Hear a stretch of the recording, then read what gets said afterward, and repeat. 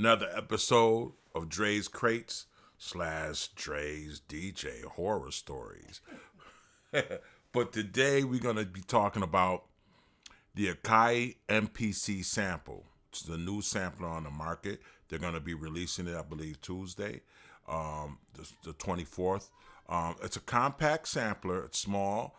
It's only $3.99. So for those that wanted to get their hands on an MPC, this is the cheapest MPC ever.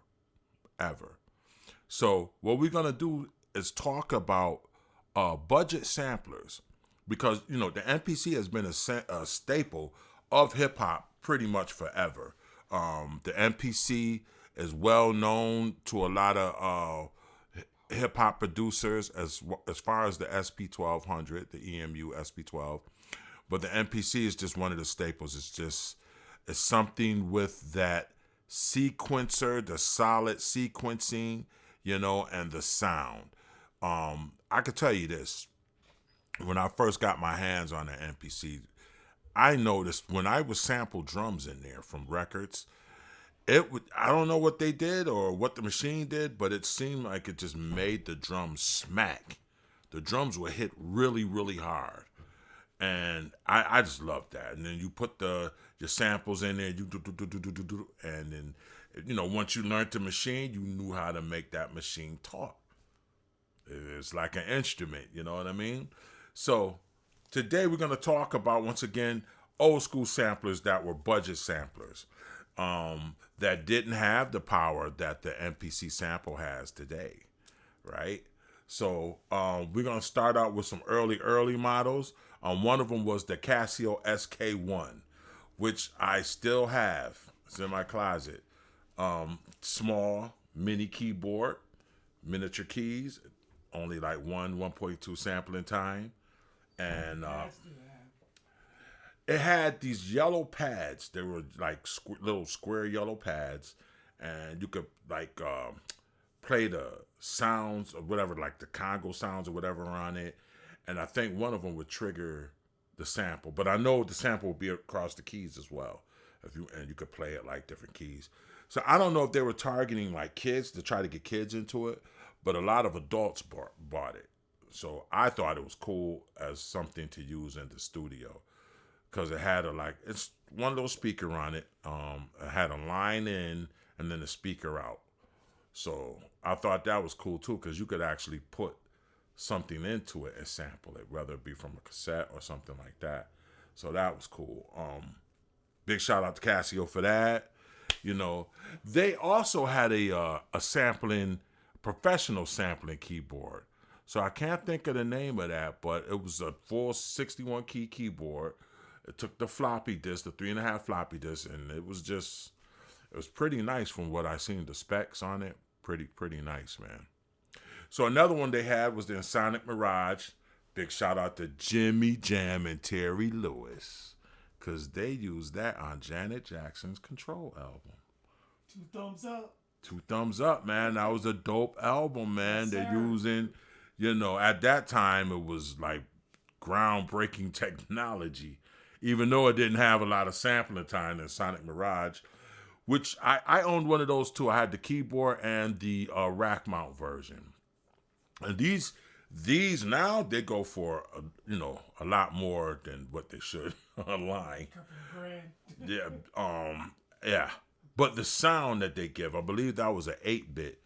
So it's a particular sound that it has that it's nostalgic. And you're using the original, so you're going to pay for that. Another one was the Akai S900. This was a 12-bit rack mount sampler. It was first widely accessible professional sampler that offered 8 polyphony, which was pretty big for the time in the 80s. I think that came out in 86. And to have something like that then was like kind of big if you were into sampling.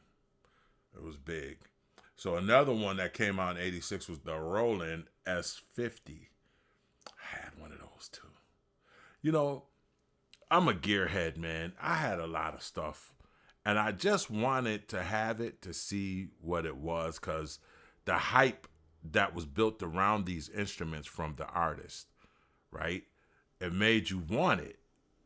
But some of it, once I got it, I wasn't really impressed by it. So, but for me, when I first started sampling, I want to say I first started with a digital delay. It had 8 seconds, and I was using tape machines to add, record a loop to a tape, play the tape back, and then add another loop and record that to another tape. That's how I was doing it. But from there, my first the next sampler I bought was an Akai Remix 16. Now, this was in '97. So that sampler opened me up because that had a lot of sampler time. I think it was 4 megabyte, which was a lot, but you could expand it. I want to say to 16 or 32, I forgot. But I did expand it. I think I had 16, and that gave me a couple minutes of sampling time, something like that. It was over a minute, I knew that, and that opened the door up like, wow.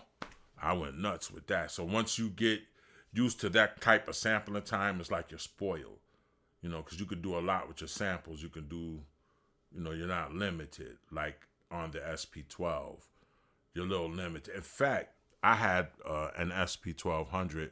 Here's the thing, people, real story. I was working at a car lot in Georgia called Just Right Auto. And I believe that was Peachtree Street I was on. Now, Peachtree is mad long. So if you live in Atlanta, you know what I'm talking about. It's stupid long, but there's a lot of pawn shops on that street. So, and whenever I got the time, if I'm driving, I'll stop in the pawn shop just to see what they got. Well, this one particular pawn shop had one there for $250. I'm tripping because at the time, I'm still online looking at the prices of them. They were more than that then. This was 2007 or 2008 one. I think it was 2008. So, but they had it there for $250. So here's the deal. I'm working at the car lot. I'm what they call a lot manager. I was responsible for the front line and keeping that looking good, keeping the cars clean, and any maintenance that the cars would need, I'd have to go write up a ticket, give it to the shop, they'd fix it. So, but they had this thing called the bird dog there. And what that was, if you knew somebody that wanted a car and you could qualify them, meaning that they had the money to put down, they were at their job for the correct amount of time, their credit was okay, they didn't have any, what they have with bad credit, what do they call that? Delinquent payments? Yeah, no, when you bankrupt, they wasn't bankrupt or anything like that. And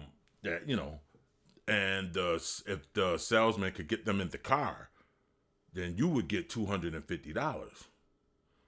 So that's what happened. Yeah, I got somebody in the car that week, got the $250. So I was like, yo, I'm already making new. I'll go pick up the SP1200. I'm like, yeah, I finally got an SP12, this is 2008. And I get to the crib, I'm messing around with it. So all these little tricks that I read online, they were like, yeah, you got to take the, it has the 1/4-inch inputs. You got to take that and pull it out a little bit, and then it'll give it the sound and all this stuff. I was doing all that stuff, and it worked. But the thing that I noticed the most was that there wasn't a lot of sampling time. And I've been read up on it, how like Pete Rock used it in Premiere, but they had the Akai S950 MIDI to it. So the S950 would hold the long samples. And then they would use the SP for just drums and little short bass notes and stuff like that. So, I could have did that, but I was just, the way the sound was, I didn't have any patience. I'm smoking. And I took it to, there was a music store in Atlanta. I can't think of the name of it. But I took it there and I traded it for a Phantom S, a Roland Phantom S, and 2 1200s, which I already had some 12s, but I was like, let me get some more 12s. And I shouldn't have did that.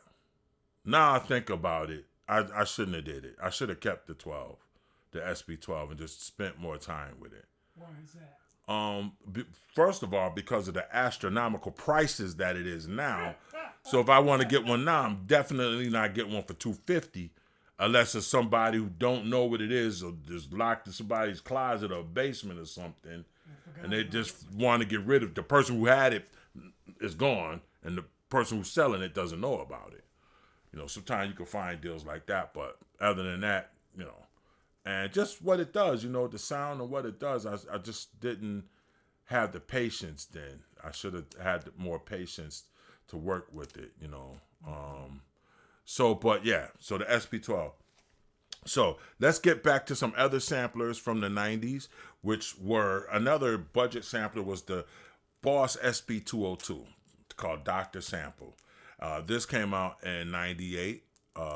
And it has some lo-fi features. It actually sampled 4 minutes, Did you 20 buy seconds. One of those too? Nah, I didn't have the Dr. Sample. At the time, I was like, nah, this is, you know, I'm with the big boys now, the Dr. Sample. But don't get me wrong, this, to me, it was kind of like small and cheesy, but not really cheesy, because Roland, you know, made the Boss, and they make good stuff. That's true. Roland stuff was pretty good. Another one was the Zoom ST224, the sample track. That was a pretty nice sampler, pretty decent, well built. It was on the budget side. You could afford it. It was small. It didn't have a floppy disk drive, but you could save to, I believe it was an SD card. Still something to get you into sampling. For those that couldn't afford the big boys like the MPC 3000 in the 60s, they were still expensive, you know. And then another one was the Akai S2000. Pretty cheap. They're still pretty cheap. The only thing with that was the operating system was just kind of bugged out, you know. I don't understand why Akai, you look at how they did the MPC, that operating system. Well, why didn't you do the S2000 like that? You know, it's kind of like I did have a chance to mess around with the S3000, which was a little different. The SO1, I like that operating system. Very simple. In fact, they have the grid below it, and it tells you, you know, pretty much what to do to operate the sampler. And I think that if it's non-complicated, you can get more work done. You know what I mean? When there's not a lot of steps to take when you're making music with this digital stuff, which is important. So, Akai, keep that in mind. If you ever see this video or anybody affiliated with it, let's make this stuff non-complicated so we can make better music. You know what I mean? It's too many menus, too many things. I don't know if it's the software or the chips that they're using. So you're saying like make it user friendly, like even if a kid wanted to use it, you know. Now here you go, because there you go. Now you just said it. The kids. A lot of kids into music. Absolutely. That will get kids into music. You know what I mean? No doubt. So yeah, if they ever did something like that, that would really be good. Yeah. So, and then there was the Yamaha TX16W. I had that too. Not too much to say about it. The sound was decent. Just a regular sampler. Not too much about it. I think a lot of house DJs or people that produced drum and bass and house music, that kind of stuff, they were really into that. I don't know why, but they were. You know any producers that used it? I want to say, what is that guy named? I'm the fire starter. Moby? No, not Moby. I think Moby is an artist that used it though. But the guy that made Firestarter, he had the funny haircut. I can't think of his name, man. He was doing all this jumping around in the video. I'm the Firestarter. But it was dope. It was dope. I liked it. Yeah. But yeah. There's some other cats that used it too, but I can't think of their name. But it was popular with that type of producer in that genre. Not a lot of hip hop people use it. Most hip hop people was just on the E-mu which is the SP 1200, and the MPC. You know what I mean? They didn't even rock with Roland too much, except for Eric Sermon. Big shout out to him because he had that W30. Thumbs up to Eric Sermon. Yeah, he had that W30, and I met that guy. I didn't meet him. I was at a conference that he came through, but it was, we had to pay. I believe we sat down.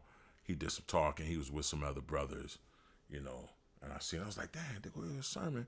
But in my mind, I remember him saying, when he walked through the crowd, he could see heads turning. He had verses saying, that's Eric Sermon. So I was like, yo, I was like, that's kind of dope. You know what I mean? So big shout out to Eric Sermon. Yeah. So these samplers, very popular samplers. So to add to that, the Akai MPC Sample will be coming out. It's going to be another one that people are just going to love. I hope they do. I'm going to get one. I'm about to say, you plan on getting one? I have to get it, man, just for GP. Like I said, I'm a fan. You're a dope producer, so you're an equipment head, so I would expect nothing Hey, less. man, that's what we do. You know what I'm saying? Like, I just, but you know something, you have to have a love for it. So mine started as a kid. I was always into records. So I was born in '68. I was into records. James Brown was the man at the time, so that's who I was on. It's a combination of him and George Clinton. Right around '75, I heard George Clinton stuff. I was just like, I grew up listening to James Brown, George Clinton. I was funked out, man. And but I was always a turntable and record freak. And at this time, I knew nothing. I've never heard of a rap song. We live in Syracuse, New York, so I never heard of any rap, anything that had to do with hip hop. Didn't know anything about it, actually, until I heard Rapper's Delight. And we were living in New Orleans at the time. My mother moved, me and my sister, my mom's, when that came out. So we heard Rapper's Delight, and then it was Curtis Blow, Christmas rapping. So those are the first rap songs that came, and then I believe that same year that those came out, we moved back to Syracuse, New York. That's when I heard like Jimmy Spicer, Grandmaster Flash and the Furious Five. I started hearing that stuff. That was my opening to hip hop. Now this is '79 and late '79, going into '80. But before then, like I said, I was always a turntable freak. I would go to Radio Shack and just go nuts over the turntables and the speakers and stuff that they had. I wanted that stuff, even though we couldn't afford it. You know what I'm saying, at the time. But yeah, that was something that I was into as a kid, and just turntables and records. Period. That's what I did. And Radio Shack was the place to go back then as far as equipment. Well, they had it everywhere. Now they had some stores here. There was I recall you worked there at one point in your Yes, life. I did. I did work there. But I don't know if you remember Gordon Brothers. Yeah, I remember Gordon Brothers. So Boulevard. Yep, you had Superior Sounds too. Yeah, Superior Sound. There was another one. So, but these stores specialized in like these high end equipment like clip speakers, Marantz, stuff like that. You didn't see that stuff at Radio Shack. But yeah. So, but I was always into records and turntables. Hence, so when sampling came, I thought that was, in fact, I heard sampling in I Feel For You by Shaka Khan. I heard it in that. It was Stevie Wonder, I believe it was. Fingertips, I think it was. So that intrigued me, like, wow, they got that in there. What other record did I hear sampling in? I want to say Beatbox by Art of Noise. They were sampling in there. And I used to think Kraftwerk was sampling. So I don't know if they were, but they were using instruments that other people were using. Those dudes was like, Kraftwerk? Yeah, Kraftwerk was out of here, bro. They was out of here. So, but yeah, so when the sampler came around, I want to say right when I heard Eric B with I Know You Got Soul, Eric B and Rakim. Mm-hmm. Big shout out to Rakim, the GOAT. But that did it for me. And then from there was Marley Marl. Big shout out to Marley, because I heard the Vapors. I was like, what? I went nuts, man. Run DMC. Yeah, they were sampling too. Absolutely. Absolutely. So that stuff, and Mantronics. Yes. A lot of people don't talk about him. My DJ name is DJ Dretronics. It's because of Mantronics. As a hip hop producer, now I think we talked about this before. Do you think it called like creative artistry or straight up plagiarism, like MTV was trying to push?